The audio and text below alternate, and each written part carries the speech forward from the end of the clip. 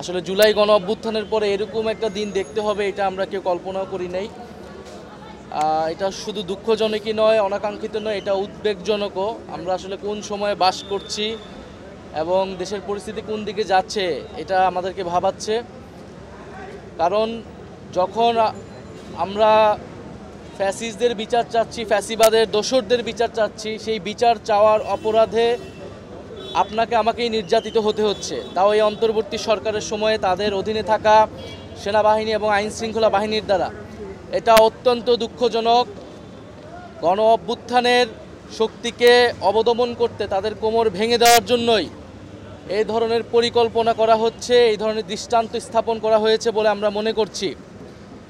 এবং নুরুল হক নূরকে যেভাবে আঘাত করা হয়েছে, আপনারা জানেন যে তাদের পার্টি অফিসের সামনে, কার্যালয়ের নিচে তারা সংবাদ সম্মেলনের প্রস্তুতি নিচ্ছিল। সেই জায়গা থেকে একটা ঘটনার প্রেক্ষিতে তিনি পরিস্থিতি নিয়ন্ত্রণের জন্য সেখানে গিয়েছিলেন। এবং এটা তাদের রাজনৈতিক অধিকার, গণতান্ত্রিক অধিকার, যে কারো বিরুদ্ধে গণতান্ত্রিকভাবে কথা বলা এবং ফ্যাসিবাদের দোসরদের বিচার চাওয়া।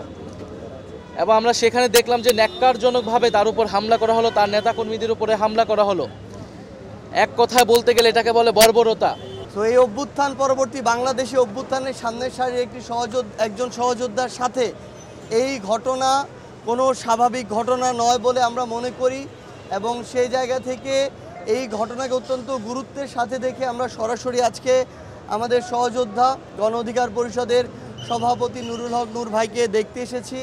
আপনারা জানেন যে তার শরীরের নাক, মাথা, বুক থেকে শুরু করে একাধিক জায়গায় ফ্র্যাকচার রয়েছে এবং তিনি এখনও ঢাকা মেডিকেলের আইসিইউতে রয়েছেন। আমরা তার উত্তরোত্তর সুস্থতা কামনা করছি এবং ইতিমধ্যে এই বিষয়ে বিচারিক প্রক্রিয়ার জন্য যে তদন্ত কার্যক্রম শুরু হয়েছে এবং এই জায়গায় যে ব্যবস্থা নেওয়া হচ্ছে, আমরা বাংলাদেশে একটি দৃষ্টান্তমূলক একটি ব্যবস্থা দেখতে চাই। কোনো ধরনের অপকর্ম, ষড়যন্ত্রকে বিন্দুমাত্র প্রশ্রয় দেওয়া হবে না।